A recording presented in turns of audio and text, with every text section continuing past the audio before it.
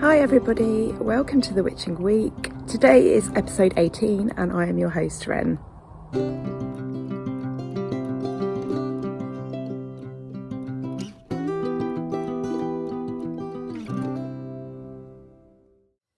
Happy solstice! Depending of course on when you watch this video, this episode covers from the 16th until the 23rd of December.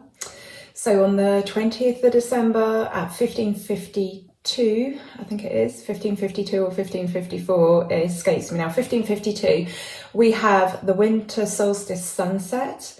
And then on the 21st of December, we have the winter solstice itself, with astrological winter solstice happening in the evening at 21:48. This is the shortest day in the year and the longest night. London is set to have 7 hours, 49 minutes and 42 seconds of daylight. Then on the 22nd of December, not February, 22nd of December, you would rise in the morning and greet the sun after the longest night of the year. Then usually around about the 25th or the 26th of December, the sun is born. Does this remind you of any Christmas stories you know, perhaps? But this year it's actually happening on the 23rd, and we're going to have 7 seconds more daylight on the 23rd. And then on average, the daylight will increase by about 2 minutes until we get to the 18th of January, when we will have a full hour of extra daylight. So obviously that builds up very, very slowly. But between the 23rd and the 18th, that will average out to an extra 2 minutes of daylight each day. So very, very exciting. Obviously, in terms of ancient festivals, the Romans had Saturnalia, that was in ancient Rome, and that started on the 17th of December for 7 days. So I did have a little something I wanted to read for you from a year of pagan prayer.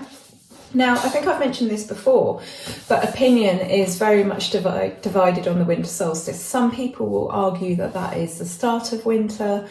Other people will say it's midwinter. Looking at the weather that we've had recently, I would definitely say that winter has begun.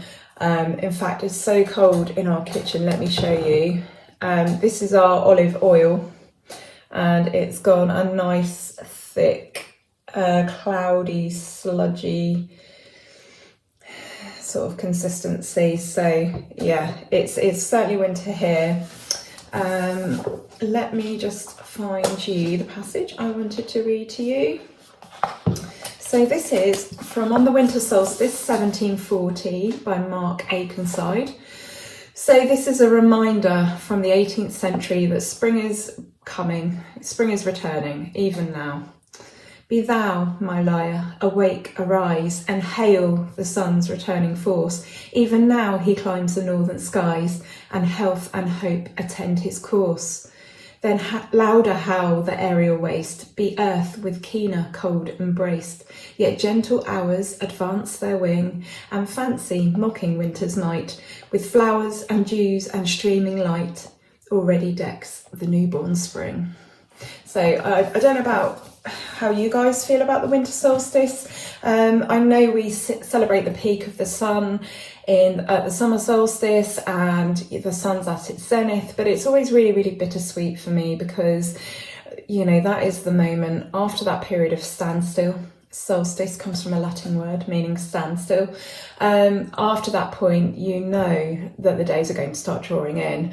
But not so with the winter solstice. It's a moment of pure joy and celebration, and whilst obviously the harshest part of the winter is yet to come, we've sort of broken the back of it, and the days are increasing in length and the light is returning. Of course, we need to wait until Imbolc to see if that promise of light has been fulfilled, but I'm pretty sure it's all going to be okay. So this week I have my Yule winter solstice party with my moot, which I'm really, really looking forward to. And yeah, it's just the sort of the craziness of the season, isn't it? But I do try and take a little bit of time out at this time of year. I'm less active on my social media accounts. Obviously for me, someone with lots of chronic health conditions, sitting on social media and running my educational page on Instagram is, you know, rest in itself, but I like to be able to switch off a little bit. And so each year I pick up my quilting project. I thought I'd just show you some of the things that I do. And yeah, I've been creating this patchwork quilt. As you can see on the back, I'm doing it the old-fashioned way with bits of cardboard, and I'm just hand sewing it. This is how far I've got in 4 years. Not very far, but to be fair, I only bring it out a couple of times a year, well no, once a year, and only get a couple of days worth of sewing onto it. It's the wrong time of the year for sewing. It's been so dark.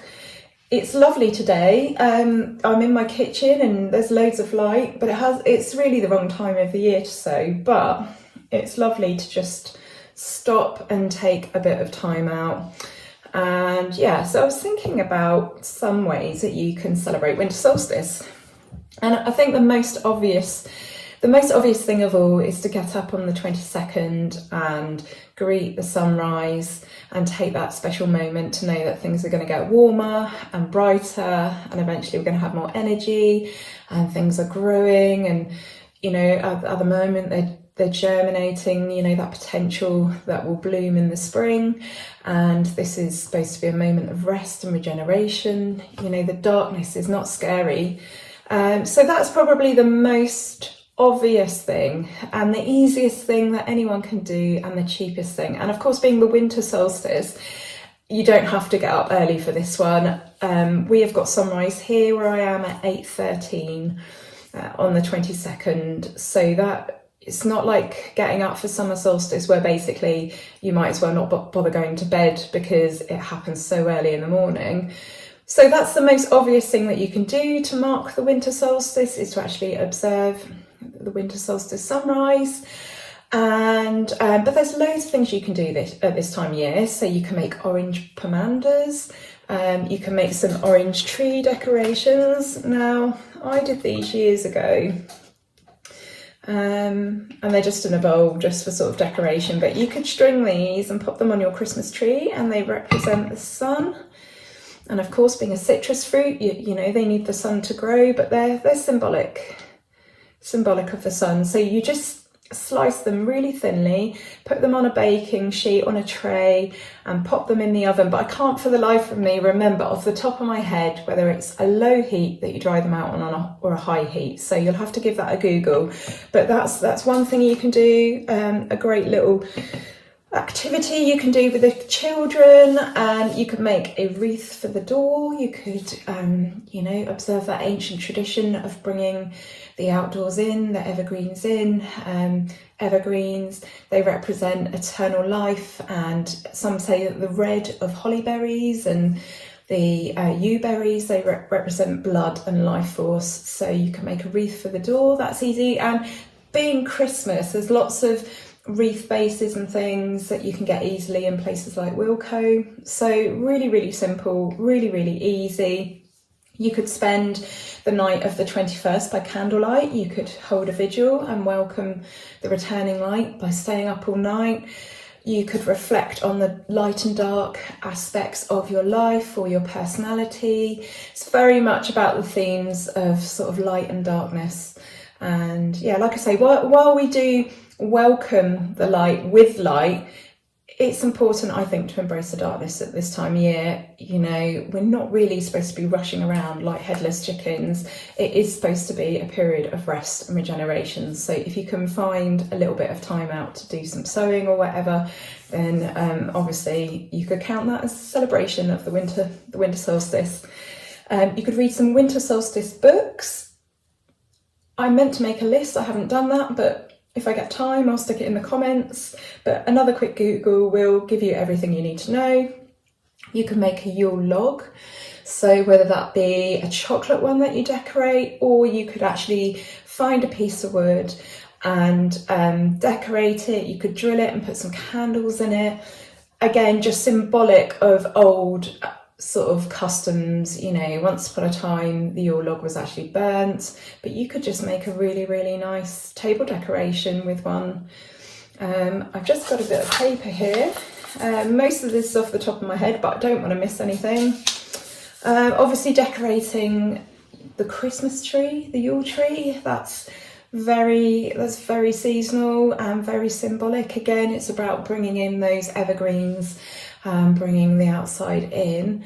There are so many things you could do, even just getting outside and having a walk. It is very cold at the moment, but you know, wrap up warm and go out and just have a look at your surroundings and see what you notice, and just, yeah, get some fresh air. So what else did I want to show you today? Oh yeah, there was one other thing. I'm going to try and keep this one fairly brief. Everybody's busy at this time of year, so it's just a quick one this week.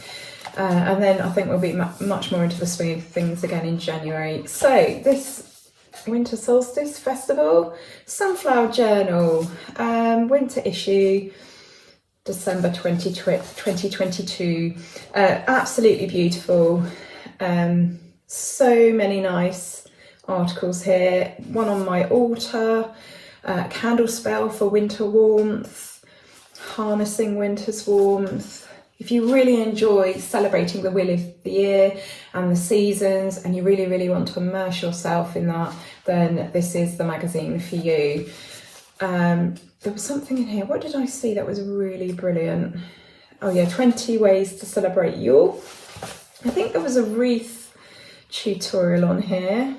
I've only just got it, so I've only just had a quick flick through it. Let me find, oh, there's a decorative Yule log tutorial, so there we go.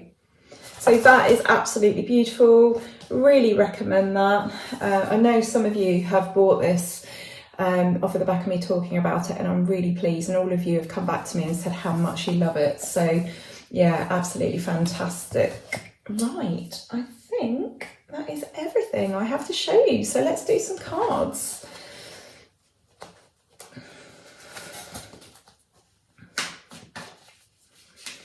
Thank you to those of you who have given me some feedback on where I should take this channel, whether I should do the witching week separately and then do witchy topics separately, or whether I should combine them.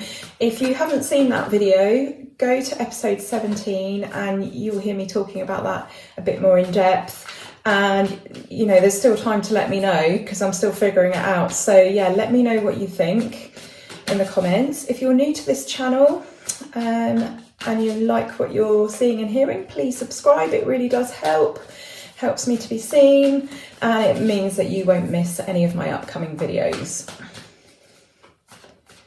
Okay, so I think this is very much a message again for the coming period with Yule, Christmas, Hanukkah, whatever winter festival you celebrate.